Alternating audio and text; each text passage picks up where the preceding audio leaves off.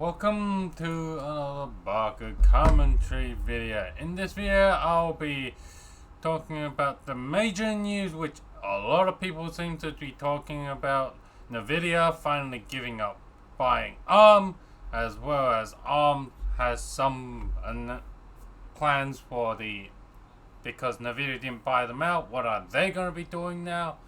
As well as the news that have gone under radar, such as Intel has finally overturned the anti-competitive punishment payment that they were forced to as a result of when I think like decades ago they were found to be a breach of some anti-competitive behavior, and as a result they had to pay AMD a certain amount of money as per yearly. As well as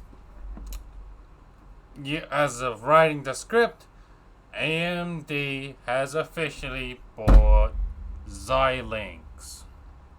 And as always, I'll be giving my opinions on it. As well as watch to the very end for some rumor mill unconfirmed story that may or may not be true. So, let's first talk about what you probably clicked on this video. NVidia officially announcing that they're going to give up buying ARM. This is, well, in my opinion, this has been kind of written on the wall ever since the government body started doing investigation, finding ways like, hey, this thing, we need to block this. Not just from the UK government, but the USA and the European Unions. When when multiple government bodies are going to be investigating you, you have some serious dirt on your hands, that I think. And on top of a lot of the ARM customers that normally don't like to band together as they have their own ideology of how to use the ARM architecture and how they're going to use ARM completely different for some reason, because, well, NVIDIA is the greater imperial empire threat. They have decided, hey, let's, for one time, we combine our, strength and have a temporary alliance to make sure NVIDIA empire doesn't get the stuff they want. This is clearly seeing the NVIDIA's way of irony, of egotistic, maniac way of doing things has finally biting them in the back. As we can clearly see, no one trusts NVIDIA to leave ARM to be a neutral party and just giving out licenses to whoever requests it. And as one, they have history of almost borderline grey, anti-competitive, and they basically, well, if you look into their graphics card market, well, they basically have all killed off their competition, or the competition that they do have left is like barely standing, and for the companies that NVIDIA has killed, they just literally and absorbed it within the NVIDIA infrastructure. As this can be clearly seen with the history of graphics card, and as well as many other interaction with OEMs, and that it could be the start of NVIDIA's bad behavior, slowly eroding their empire slowly.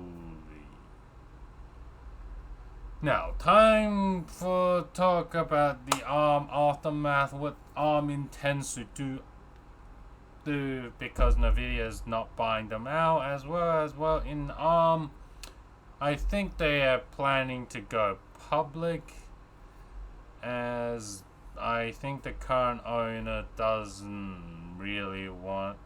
I think there's some few other rumors where the current ARM owners doesn't want to just sell now, and have seen the writing on the wall, but okay. Enough of the rumors, but more about reality and my opinion. I think this is for ARM. This is a good thing, as there's some good and bad. As the good thing is there will be more money that ARM will be able to access, since it's a public company. Public will be able to funnel money into the company, and the company will, as with increased money, they can do more other things. But however, there's a bad thing where you end up with people that don't know anything about the company, or even in the silicon industry, or they're in as a day trader. They are in for a quick profit. They're not looking for a long term, which is more, I think, silicon should be. They should really be looking at a long term buyer, like someone that really cares about their long term, not just their short term gain. Now, on to the news that didn't really get much coverage. Intel has finally managed to overturn the old anti-competitive penalty that they had to yearly or quarterly pay out to AMD. As well, they managed to overturn it.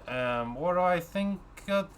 Other than, well, I think Intel has kind of, with the current situation where Intel's like, hey, look, we're no longer the crown. However, and AMD is actually taking pretty good like, I think, like, last time the report was like over near 25% of the CPU market. So I would say that's a fair bit of. Now I think with the new evidence, the court was like, okay, yeah, you're no longer really your competition that you're paying. Yeah, they have about good enough market share now.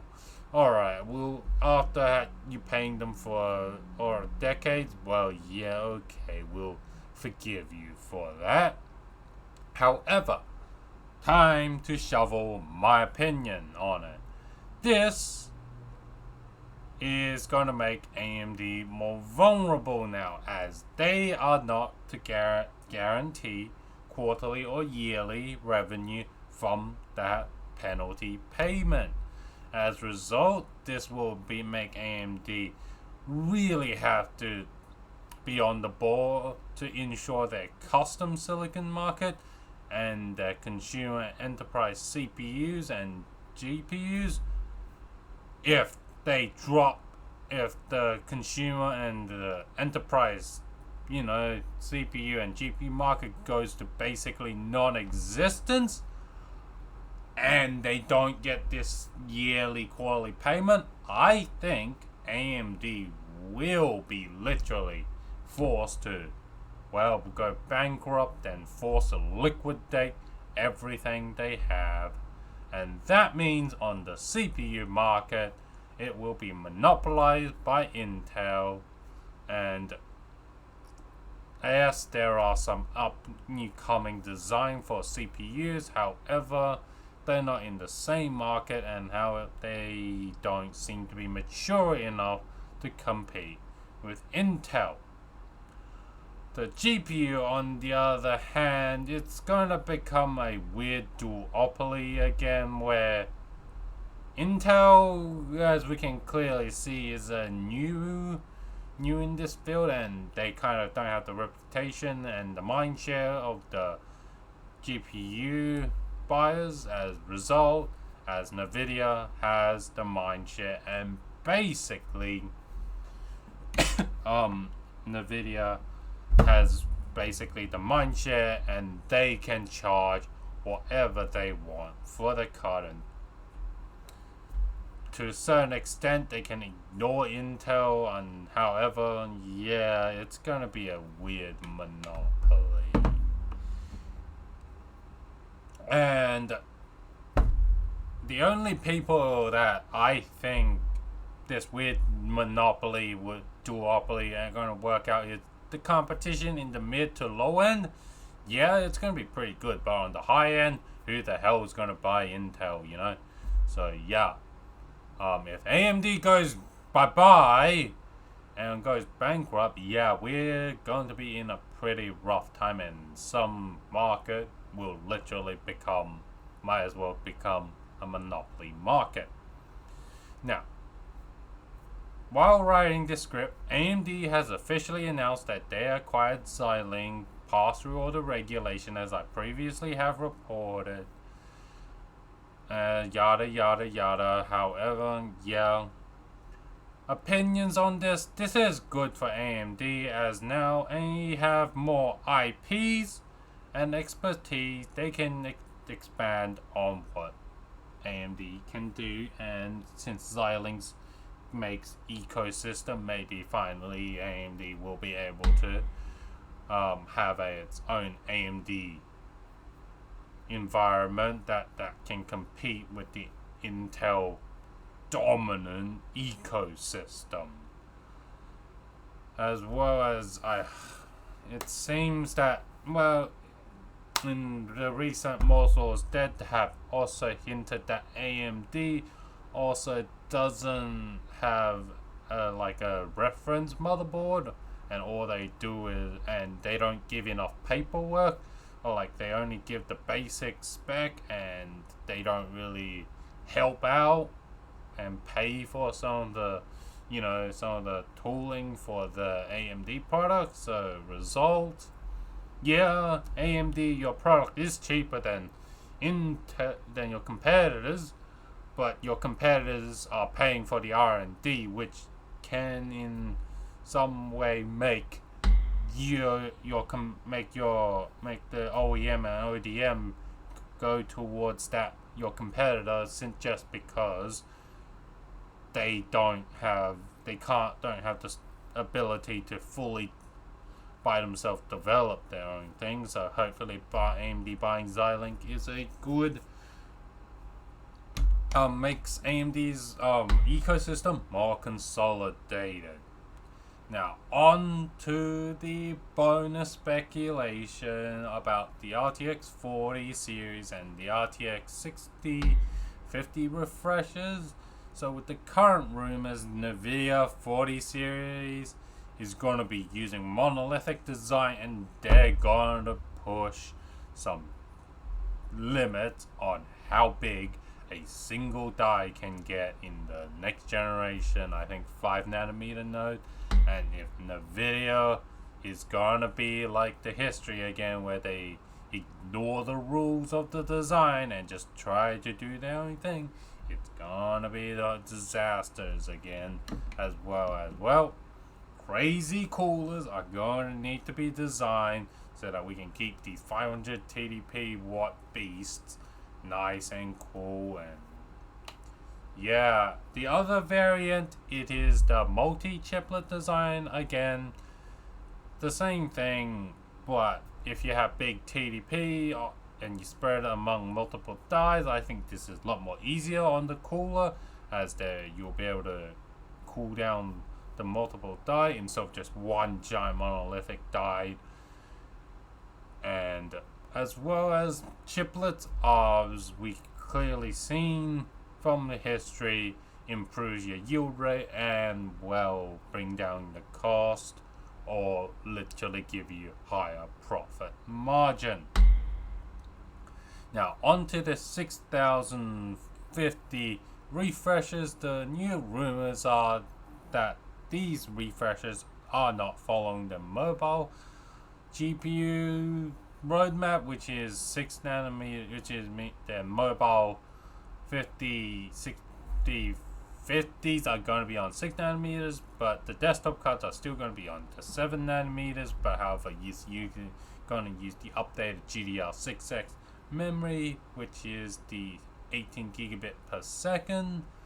So what do I think if this rumor happens? This thing is all it is basically maturity of GDR6 and 7nm, or the extra performance. It's just going to be all from the maturity of the 7nm node, and not actually anything related to AMD's better design in IPC at all. If AMD does this to the desktop card, we can officially permanently write AMD off as a competitor to really GPU as well. AMD does not want to be serious, and it wants to keep being a side joke show that will never become the main show. Anyway, I hope you enjoyed this video. Smash the like button. And this video is probably going to be my longest talking video. So yeah, like and subscribe for more videos from Baka Commentary. And I'll see you in the next video.